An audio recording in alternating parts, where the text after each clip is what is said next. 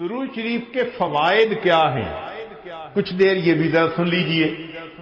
فرمایا انہا سبب لہدایت المصلی وحیات قلبہ، درود شریف کے پڑھنے سے دل زندہ ہوتا ہے اور پڑھنے والے کو اللہ ہدایت کے اوپر رکھتے ہیں۔ انہا سبب لزیادت محبت رسول اللہ صلی اللہ علیہ وسلم، درود شریف کے زیادہ پڑھنے سے نبی علیہ الصلوۃ والسلام کے ساتھ زیادہ محبت بڑھ جاتی ہے۔ انہا سبب لزیادت محبت العبد لرسول اللہ صلی اللہ علیہ وسلم، جو درود شریف زیادہ پڑھتا ہے اس بندے کی محبت نبی علیہ السلام کے قلب مبارک میں بھی زیادہ ہو جاتی ہے۔ انہا سبب قرب العبد من ربہ یوم القیامہ، درود شریف کا زیادہ پڑھنا قیامت کے دن اللہ رب العزت کے قرب کا سبب بنتا ہے۔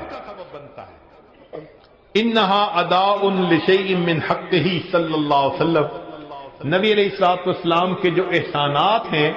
درود شریف کا زیادہ پڑھنا گویا ان احسانات کا بدلہ چکانے والی بات ہے۔ انہا سبب کفایت اللہ عبدہ ما اہمہ، جو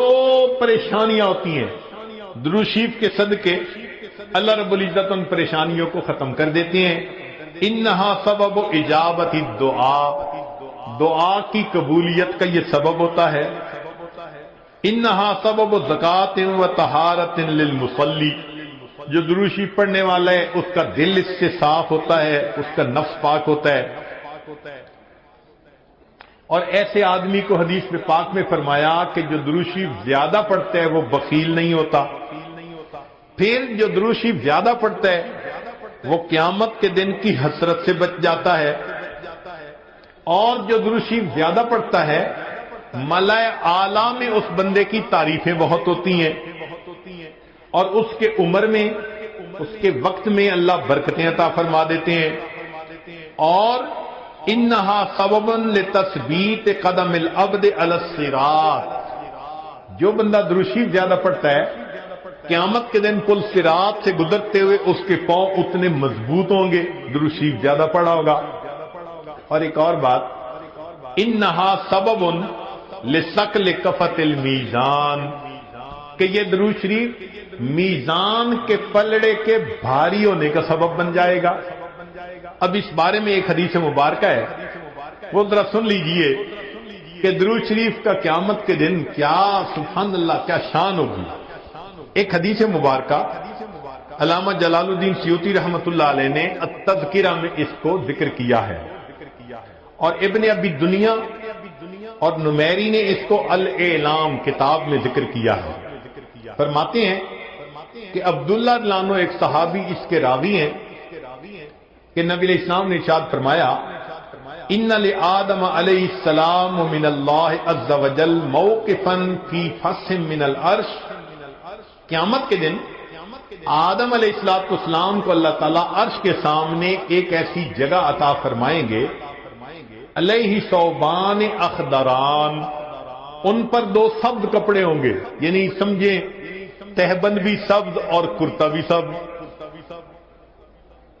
کأنہ نخلۃ سحوق، جیسے شاخیں کٹی ہو نا تو سیدھا کھجور کا درخت ہوتا ہے، اس طرح آدم علیہ السلام کا اونچا لمبا قد مبارک ہوگا۔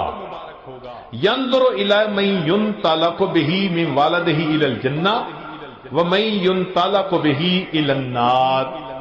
اونچے قد کی وجہ سے آدم علیہ السلام دیکھ رہے ہوں گے کہ ان کی اولاد میں سے کس کو جنت لے جایا جا رہا ہے اور کس کو جہنم لے جایا جا رہا ہے۔ فبین آدم علی ذلک، آدم علیہ السلام اس حال میں ہوں گے اذ نظر الی رجل من امت محمد صلی اللہ علیہ وسلم، کہ وہ نبی علیہ السلام کی امت میں سے ایک بندے کو دیکھیں گے ينطلق به الی النار، کہ اس کو فرشتے گھسیٹ کر جہنم کی طرف لے کے جا رہے ہوں گے۔ فینادی آدم علیہ السلام، تو آدم علیہ السلام پکاریں گے یا احمد یا احمد، نبی علیہ السلام کا نام پکاریں گے، آپ صلی اللہ علیہ وسلم کا نام محمد بھی اور آپ صلی اللہ علیہ وسلم کا نام احمد بھی، اسمہ احمد، تو آدم علیہ السلام نبی علیہ السلام کا نام پکاریں گے، یا احمدو یا احمدو، فیقول علیہ الصلوۃ والسلام، اس نام کو سن کر نبی علیہ الصلوۃ والسلام جواب میں کہیں گے لبیک یا ابا البشر، اے بشر کے والد لبیک، میں حاضر ہوں۔ فیقول، وہ بتلائیں گے، ھذا رجل من امتی کا، یہ آپ کی امت کا ایک بندہ ہے، ينطلق به الى النار،